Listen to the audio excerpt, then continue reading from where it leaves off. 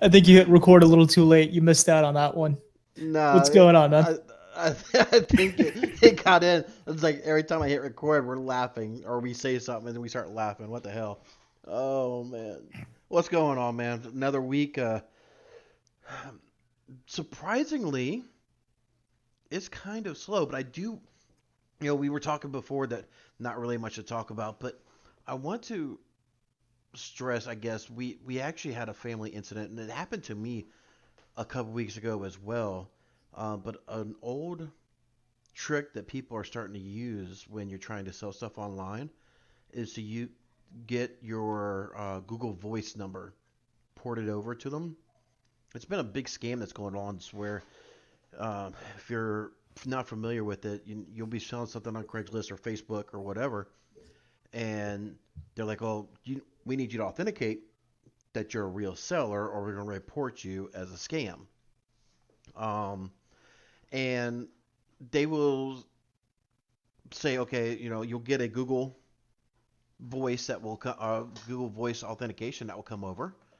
Um,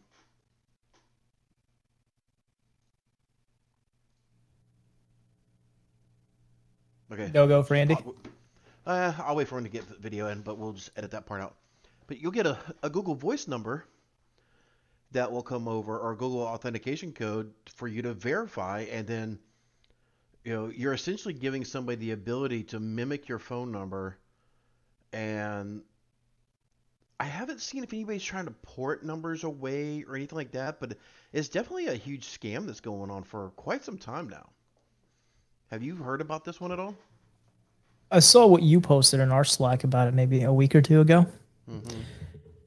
With more people moving to MFA and using text-based MFA, I think we're going to see a lot more of those vectors of attack. I'm happy that people are using MFA, but there are better ways to do this. Even if it's a TOTP code or Duo. Duo offers a free version for consumers. I use it. I have, my personal stuff there, and I have my professional stuff on the other side of the Google. So on the other side of Duo. Yes, I But guess I'll go into what we're going to talk about eventually is just zero trust, where you just don't trust anything anymore. I mean, you really can't. The If you start getting weird notifications from platforms of to authenticate and you personally did not request it, you shouldn't really trust it, you know? absolutely. And as I said, you're gonna see a lot more of this. I don't know if you saw the link I sent over earlier. Microsoft signed off on another piece of malware. This time for Halo.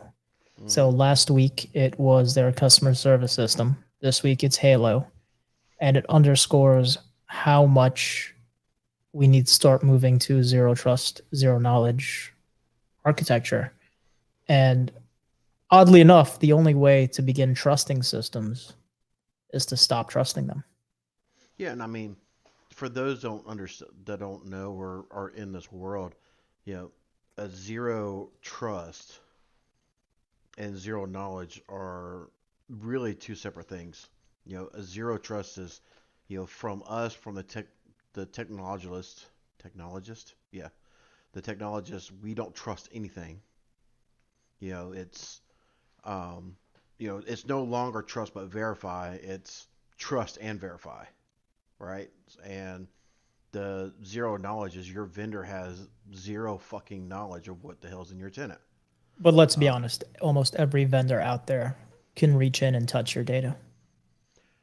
to some degree, and that's really where FIPS and FedRAMP is really supposed to be, you know, separating the boys from the men, if you will, around that whole scenario where they they are going through some sort of proof saying that they have a segregation data for clients or for their client data. So like my data can't be seen, by a vendor, and it's not sitting right next to yours in some, hybrid SQL database. How many of your vendors are actually zero knowledge? I'll tell you the answer for mine. Not enough. No, yeah, Not there's nearly definitely not. enough.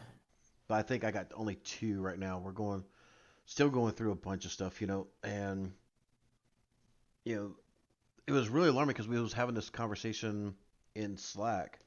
I really thought LastPass was more advanced than what it is. I thought they were FIPS and at You're least talking from a modern. compliance standpoint, correct? Not a Mm-hmm. functionality. Yeah.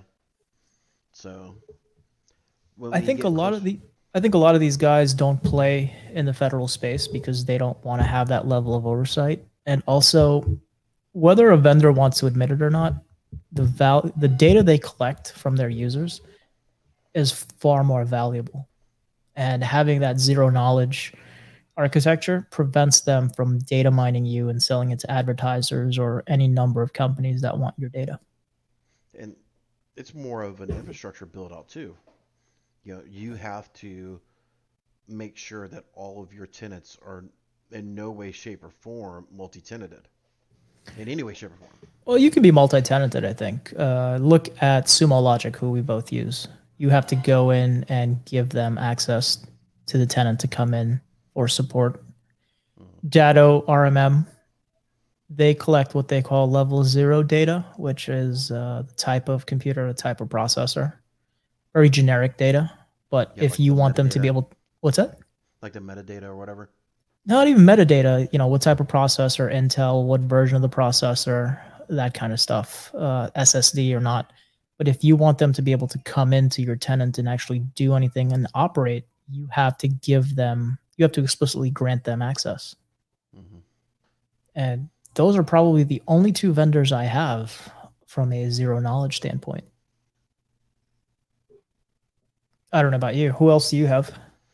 Well, Fortinet's zero knowledge.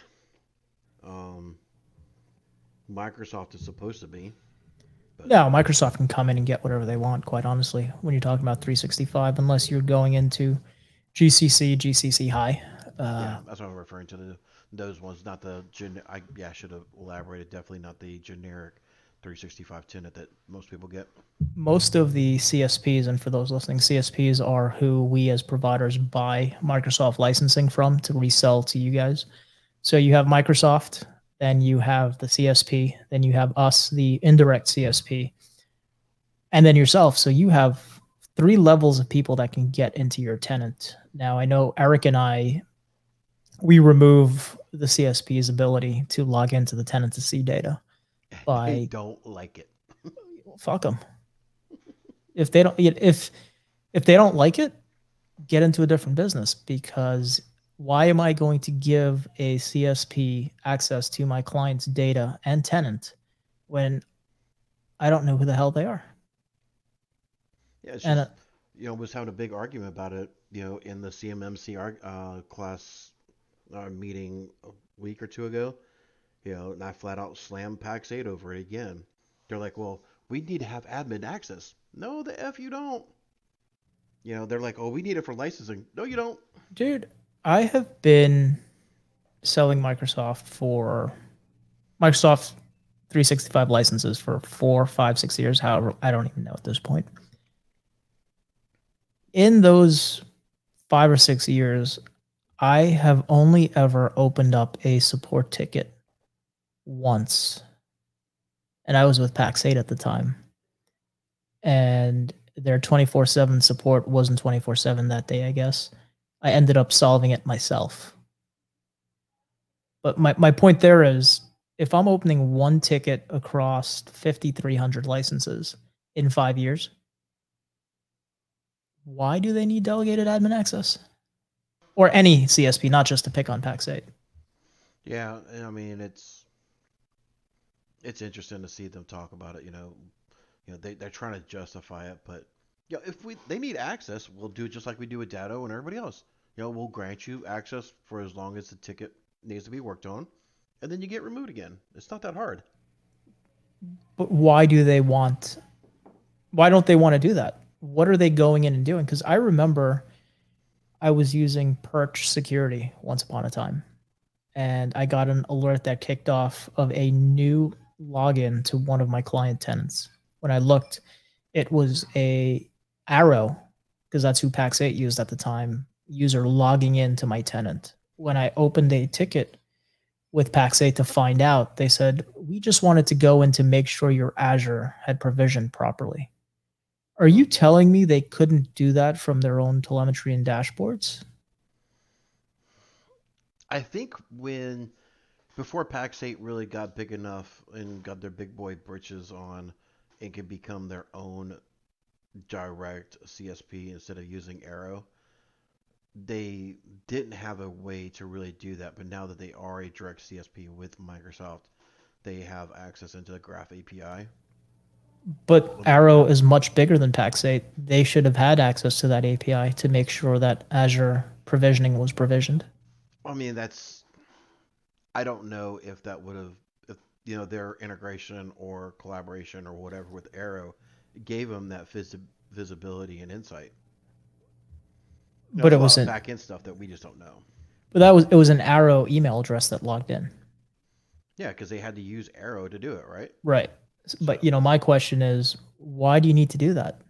If you guys are just giving me licensing, you don't need to get into my tenants. And as you said, you had that conversation with them a week or two ago, and they told you they needed delegated admin access to provision licenses, which is completely untrue because I pulled all delegated admin access from CSPs 3, 4 years ago, hmm and I've been provisioning licenses like no other. yep. I'm going to file that under what the fuck because I don't know. I'll fall under a giant pile of bullshit. But How is it's CMMC coming along? Because that is directly related to what zero trust and zero knowledge should be. it is a very very slow process. It's a lot slower than even I anticipated. You know, um, we both know, but I'm in part of a group of other security minded folks that Are they are really though? they are. I mean, most I do think there's a couple people in there that are like, well, "What are you doing in here?" But you know, to be nice, most of them, they want to better themselves. You know, I really feel, because I'm not really in the MSP space anymore, right? So, I feel a little out of place in that group. And it's kind of good and kind of bad because, Well, you you get know, to see the dark underbelly of incompetence for well, some of them. I'm not going to say all because I don't know who's in that group, but I wouldn't say incompetence, but I would say a uneducated. lack of knowledge.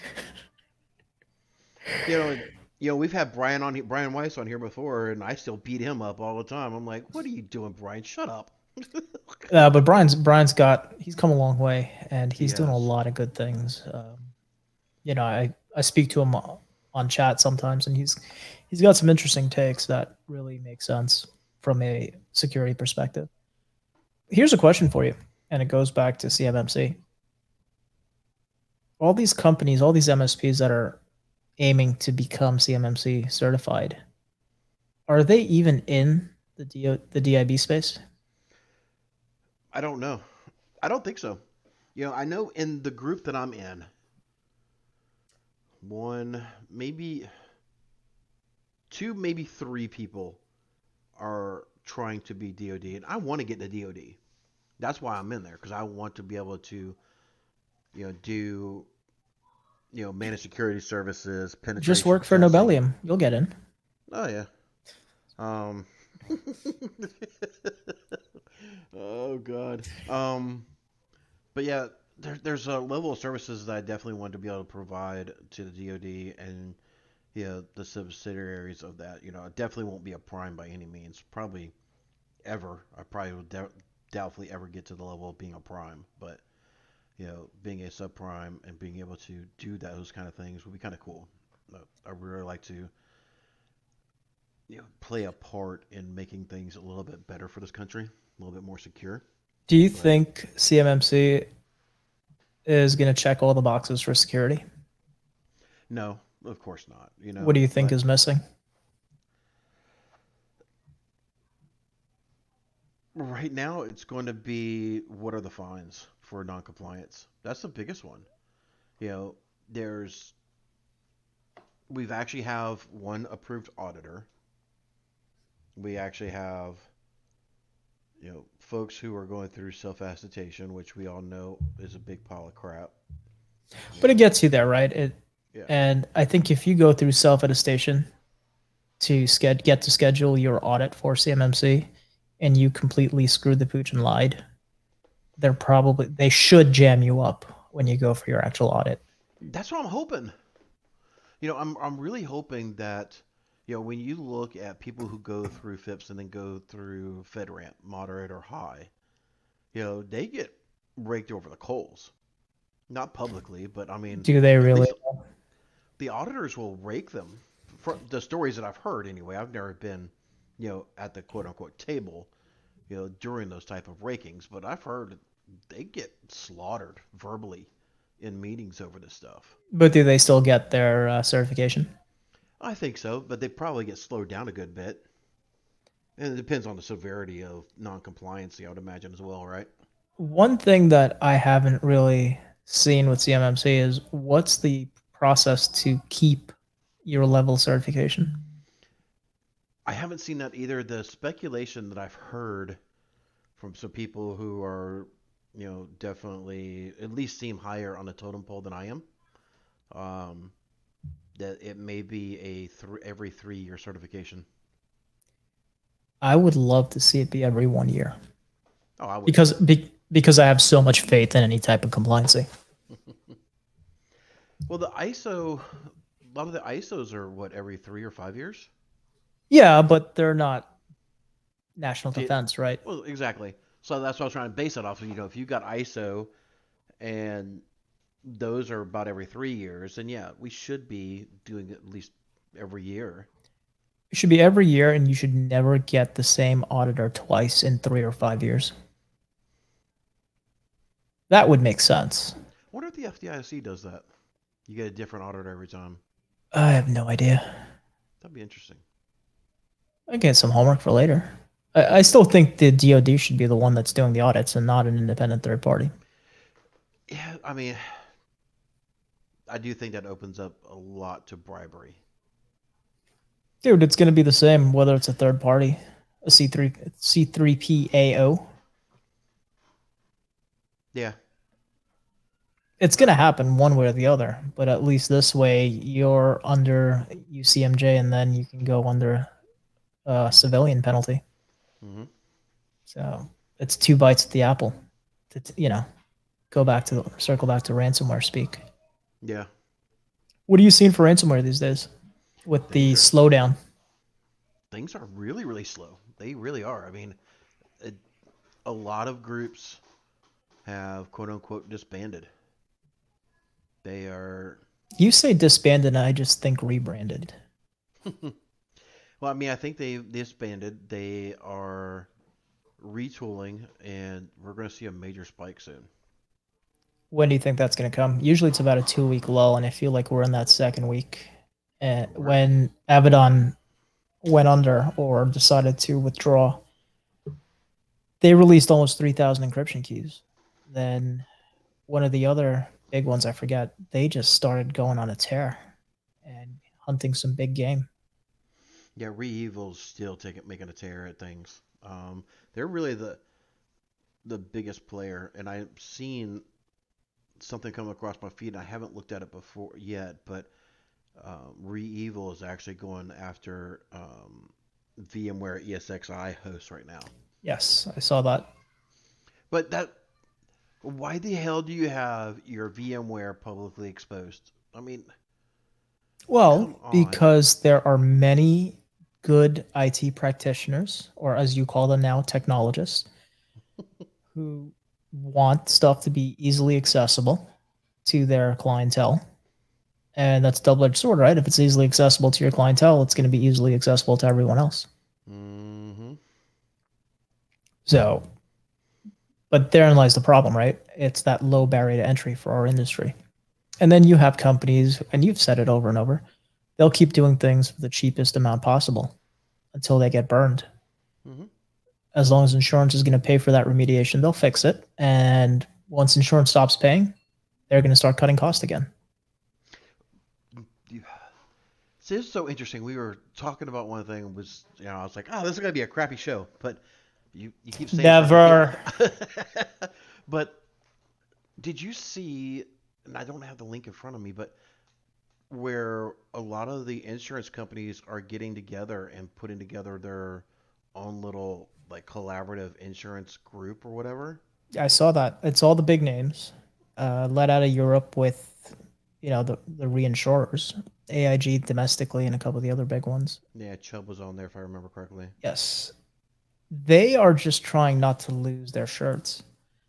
So I would assume on one end they're doing that to get their threat intelligence together, and on the other side they're probably using lobbyists to go through and get ransomware to be a crime, or paying a ransom to be a crime, so they don't no longer have to pay it out, where their liability will be limited to the remediation.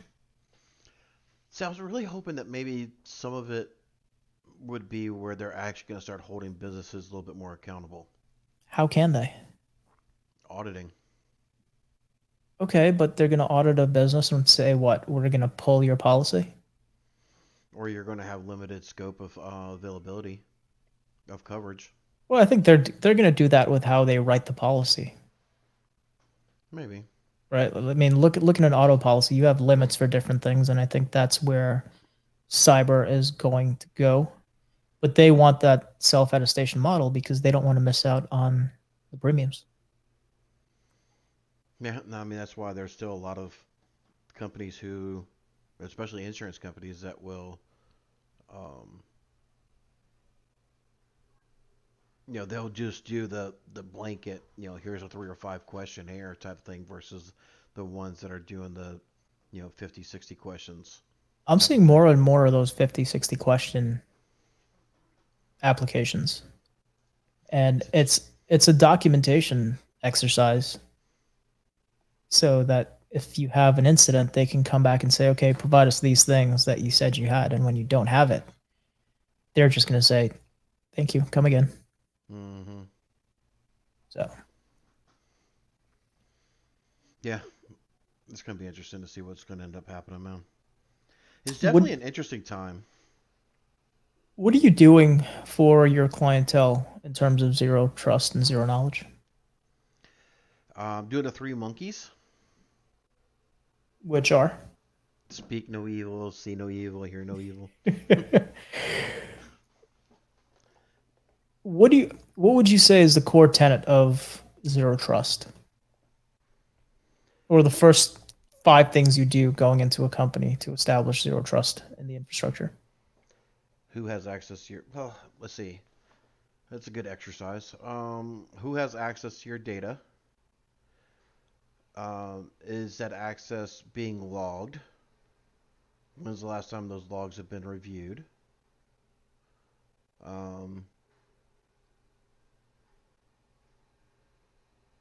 Probably the biggest ones that I really go down, and most companies can't answer that.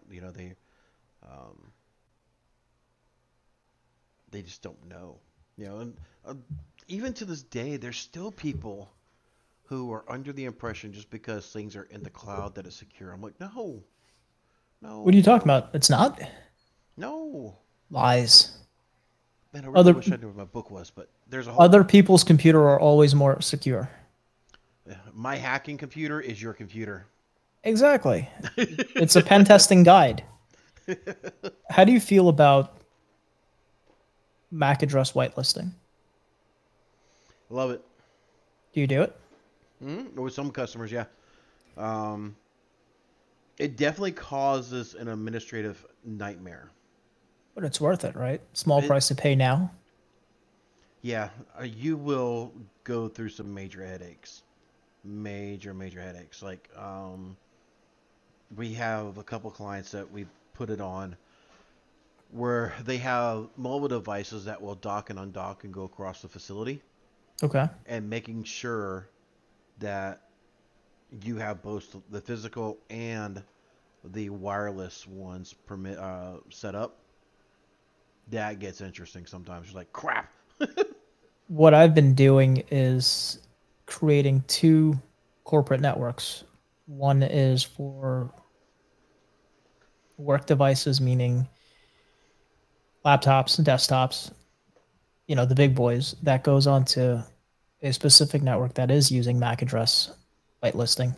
And then there's another network for mobile phones and tablets where I'm not using MAC address whitelisting, but that VLAN cannot speak to the core VLAN. Because I don't want to deal with people, especially now with Apple creating synthetic MAC addresses when it Mm-hmm. joins. I don't want to deal with that hassle. But it also allows me to restrict Spotify, say, on the desktop LAN, but on the mobile LAN, they can use Spotify. They can go to town. Yeah, the one thing is going to be a problem with now we're actually running into is Max doing the whole round robin MAC addressing because they have some of these companies have art departments that are heavily using Macintosh, um, and it does cause a problem for Well, these. the good thing is you can use a MDM platform to block the ability for that randomized MAC address. Hmm. And if you're doing that, then yes, you can go back to your MAC address whitelisting, which I think people are going to need because one of the things you discussed was figuring out who has access to your data. And that's near impossible unless you have considerable resources to sift through all of the access. Or at least being able to look at the access when you suspect something is going on. Yes, and that takes me back to using the identity to really filter stuff. And I think that's the low-hanging fruit for how to begin auditing that data. But I think you need the identity, and I think you need to whitelist the MAC addresses. Yeah. No, well, just because of my lack of knowledge, does Microsoft 365 MDM allow for the Macintosh MAC addresses, or are you not mess with that yet? Yes, it does.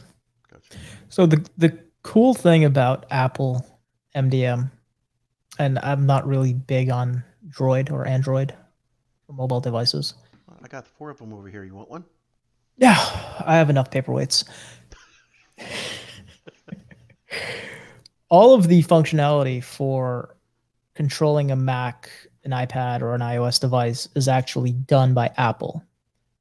And the Microsoft 365, the Mass 360, Kanji, Jamf, and all these other platforms, they send the commands to Apple, and then Apple sends those commands to the devices. So it's not like you're getting direct access or control over a device. Hmm.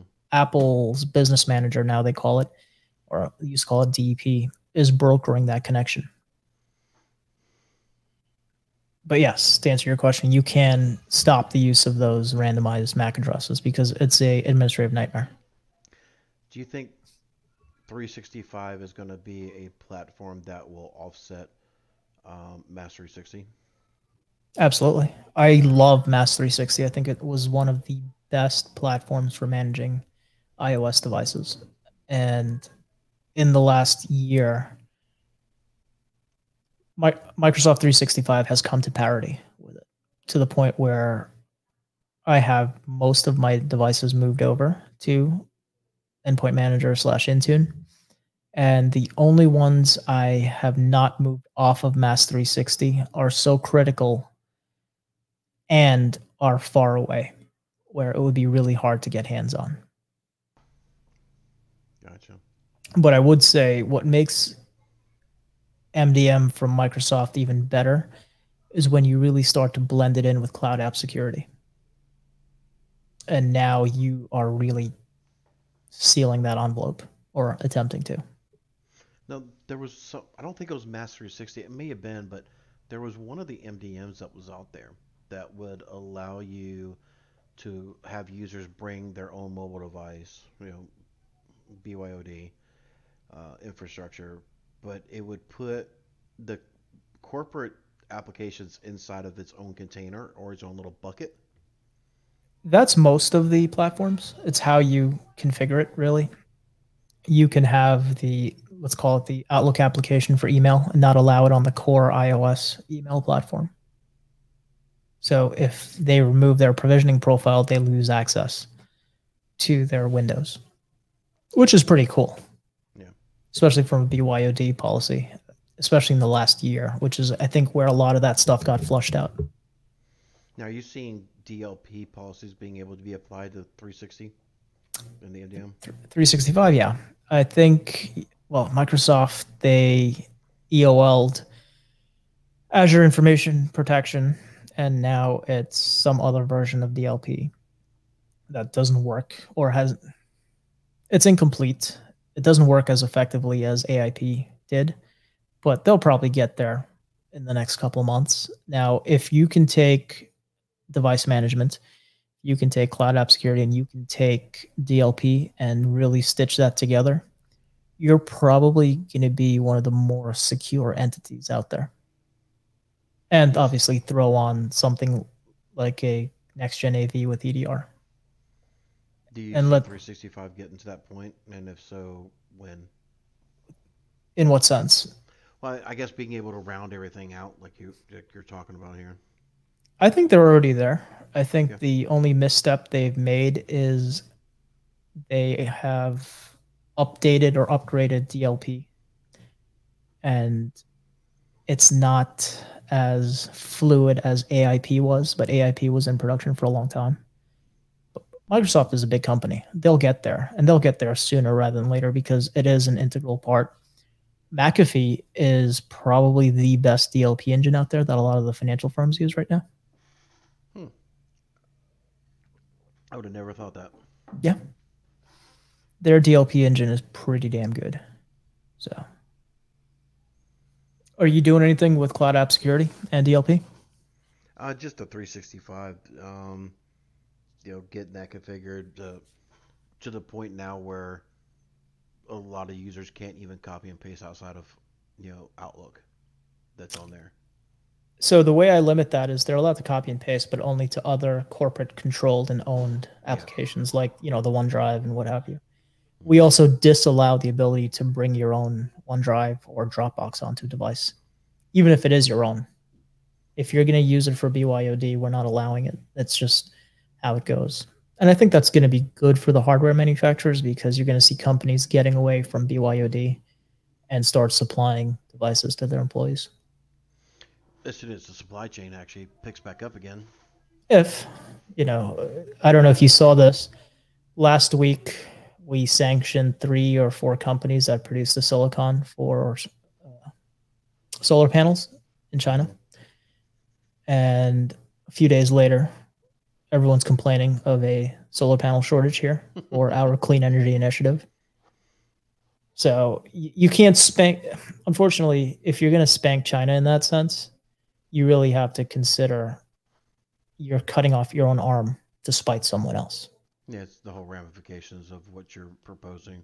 Yeah, it's like, to kind of circle back just a little bit, a lot of what Biden and some of the DOJ is doing is classifying certain ransom groups as acts of terror, so they are not covered under insurance, and it makes a lot of my work and companies like mine, Kroll, Coveware, and stuff like that, just to name some of the other big boys, makes our jobs freaking impossible because we can't make a payment to what is being classified as a terrorist state. Well, that is, I think not being able to pay is going to be a derivative of being on the OFAC list from Treasury. They can't keep up. If it is, well, remember for U.S. insurance, you can get terrorism coverage. It's a premium, or it's an upcharge, as is everything with insurance. But if you have that rider, you'll probably get some type of coverage until the insurance companies realize they need to whittle down or put limits on certain types of actions or incidents. But as far as I know, the OFAC list is really the only thing that says you can't pay certain ransomware groups. But as quickly as these guys can spin up a new name, you're right, it's going to be really hard for Treasury to do that. Now, I saw this week 4 states are introducing legislation to make the payment of ransomware illegal. But when you actually read deeper into the articles, it is that state funds can't be used to pay ransoms, which doesn't do anything for Joe Schmo. Exactly. Or as Miss Palin once said, Joe Sixpack. Yep.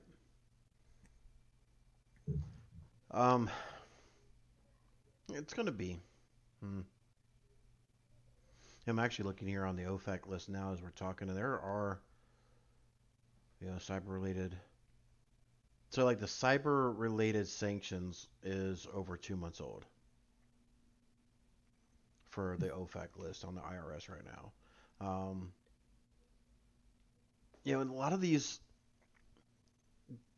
the bigger ransomware folks, Avedon, Maze, Darkside, Ryuk, Re-Evil, all those, what the most people are still not quite understanding is the fact or how these guys are operating.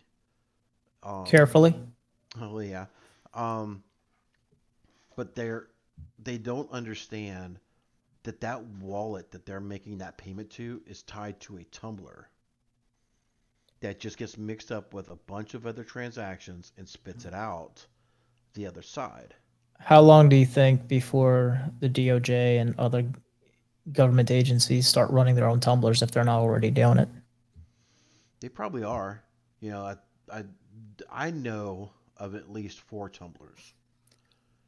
I honestly think and I have no basis for this, that they recovered the ransom for the pipeline because of a government operated tumbler.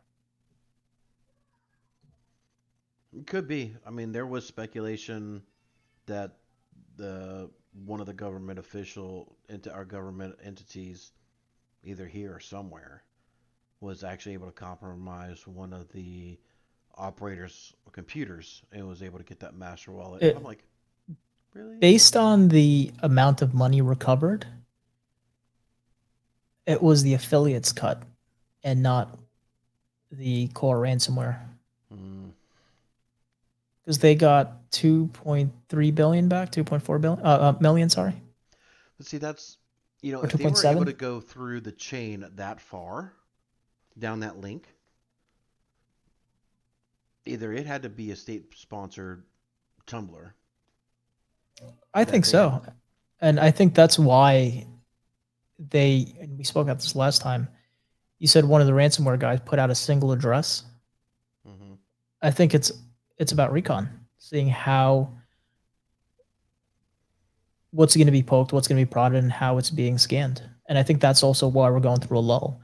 These guys they move quickly. And right now they are probably adapting their techniques to sidestep what they've seen in the last month. Mm-hmm. Ransomware is not going to stop, not because, we now have an agreement of what is not allowed to be targeted. It's still going to happen. Yeah, just because Biden's like, you stop it now. Yeah. It's Pandora's box. You can't put it back in. That's just what happened. They're making too much money on it. Especially when you got ransomware as a service. Have you seen that there was a article done on North Korean state-sponsored ransomware? It's not about creating issues for the U.S. or U.S. companies. It's also a source of funding for them. Mm-hmm. There's so many sanctions against that country, and so many people will not do business with them, that ransomware is what's helping to keep the lights on. Yep. That's why everybody's like, oh, it's Russia, it's Russia, it's Russia. I'm like, really? Well, think about it. Who are the two big ransomware countries with sanctions? Korea, real sanctions. Korea and Iran. Exactly. So it's probably in North Korea and Iran's best interest to continue with ransomware, regardless of what we do with Russia or China. Mm-hmm. That's what I'm saying. Some of these groups may be in Russia, but I really do think there's more of it coming out of the Middle East than. I think there's a lot of masquerading. I think I think a lot of these groups, and I had a conversation with someone recently, and where some of these groups are located, you'd be very surprised. They're not in the Eastern Hemisphere. Hmm. They're not in the US, but they're physically close enough. And a lot of these heavy hitter incidents, they actually start with physical compromise, not just hacking. Interesting. Think about it. Is everyone that insecure where you can get in over the wire that easily all the time? Well, I know a lot of the threat actors will use RDP um, and other forms of being able to connect, right? So um, it's interesting to see that, but yeah, there's only but so many vectors, you know, inside of a network over the wire. Exactly. And the easiest vector in is having a plant high enough inside of a company opening a phishing email, knowingly doing it and acting all surprised when it happens. Think about Hmm. that. It's one Yeah, of the easier ways, I think. yeah. And a lot of those times they're able to go in there and scrub their logs, so you're not gonna be able to find it anyway. Forget scrubbing their logs, plead ignorance. Oh my God, I clicked on a bad link. Why didn't IT do something about it? What are we doing to scan links? Or the whole spy stuff where I mentioned it before, where Tesla's one of their senior engineers or whatever was they were trying to pay him off. I think it was a he, but trying to pay them off to They. put it, yeah, to get in there into their network by doing a USB drive, rubber That ducky or was last something. year, I think, right? Was it And last year, earlier this year, something like that? it was January, so it was either last year or this year. And the guy notified Tesla and the FBI basically set up a sting and they got the people. But that's one success. It's like narco trafficking, dude. That's one success versus how many keys that get through, or how many bricks Yeah, or packets in this case. this is true. So when do you well, how slow has ransomware been in the last couple of weeks? Pretty slow, pretty slow. Like we were normally getting 3 or 4 leads per day over the weekend, so it would start right around Thursdays and go through on Monday. Okay. Each one of those days we'll get 2 or 3 leads in. I probably haven't had a lead come in about 2 or 3 weeks. So this is well before the lull started. Hmm. Yeah, Now, mine started slowing down, but right before it, right as soon as Abaddon shut down. now clearly the persistence is still going to be there. If they don't have a good IR team, yeah, No, I'm saying not on the post-incident companies, the companies that haven't been breached yet. Well, haven't been knowingly breached yet. I'm hmm, assuming the persistence is still there, waiting to be employed by the ransomware groups. yeah, maybe the next wave of whatever they're called. Where did anyone figure out where Abaddon was based out of?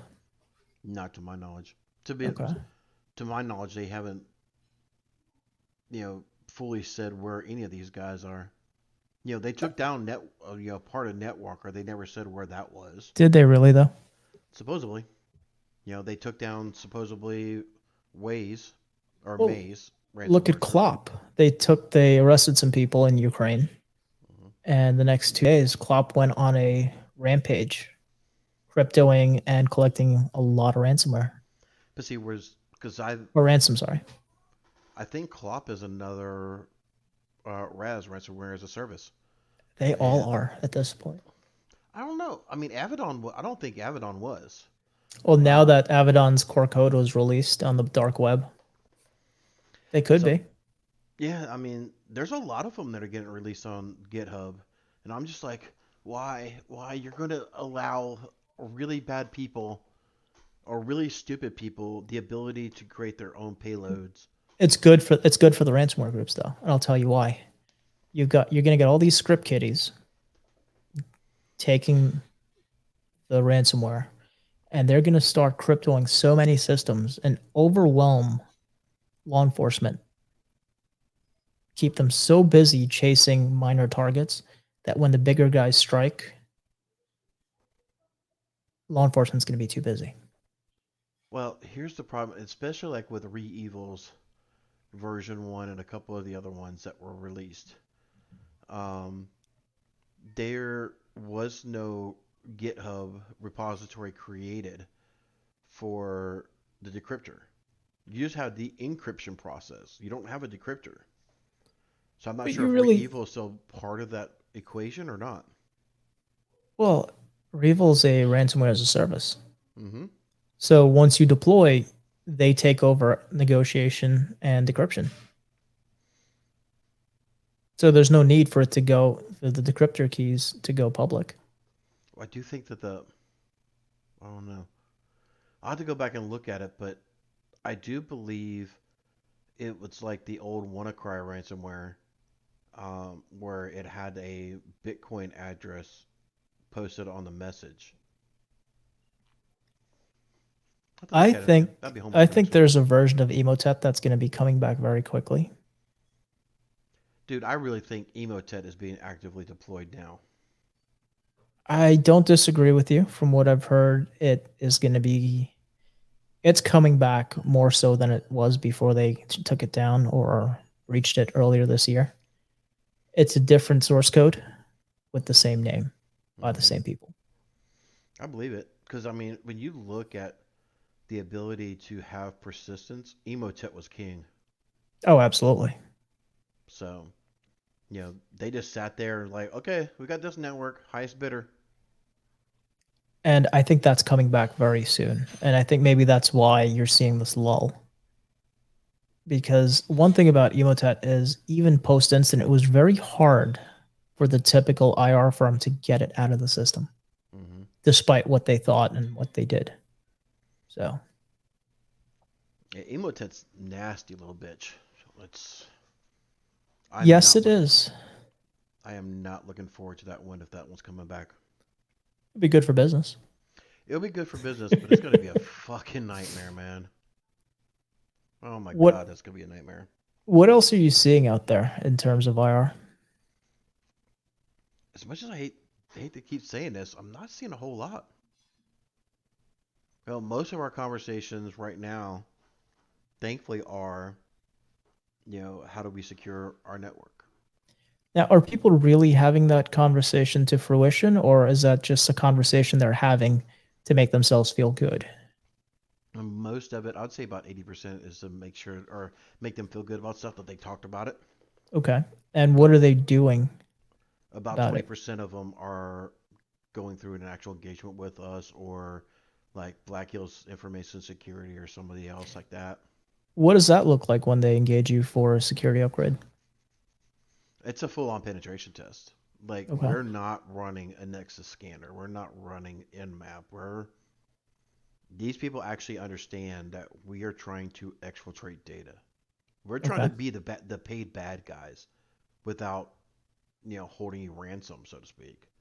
Um, so and that scares a lot of companies. I'm like, would you rather pay somebody to see if you're secure, or would you like to pay somebody when you're not secure and then have to pay somebody like me to get you there? Well, that's an easy answer. Which one's insurance going to pay for? Yeah. The latter, unfortunately. Exactly. So that's what it's actually going to be. Because not many companies want to go out of pocket for anything. Hmm.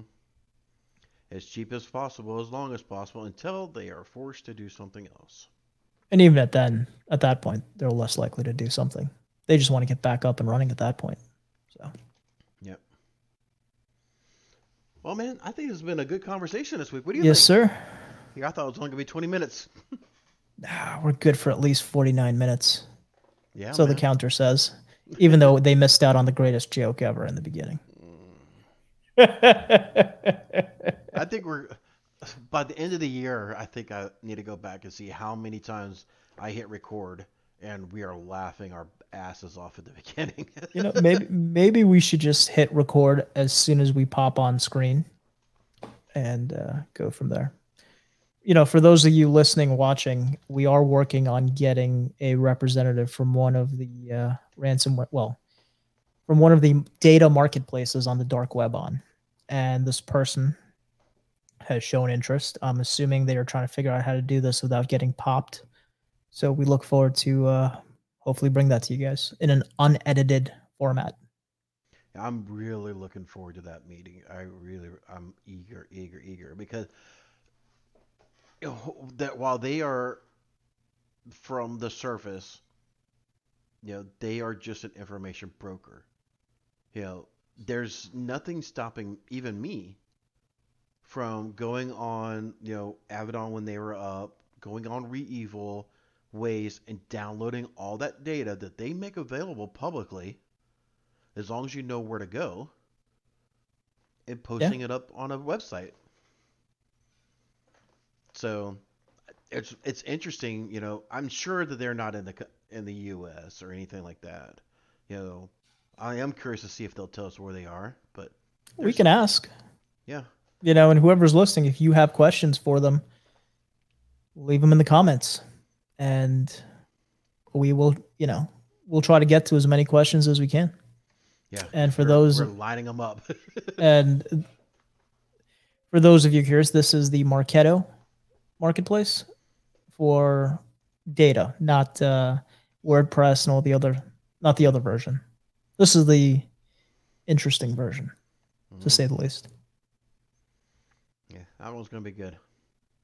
So hopefully that one will come to fruition soon, and that would be a good time. Okay. Want to take us out? Absolutely. Thanks again, everybody, for tuning in, either on YouTube or the podcast. We greatly appreciate you listening all the way through. Please, subscribe, like, and comment. Let us know that you like this crazy, crazy show that we put together every week. And if you have any questions, let us know. We'll try to get them answered as soon as possible for you. Until next time, I'm Eric. I'm Shiva. Thank you, guys. Take care. And gals. See you.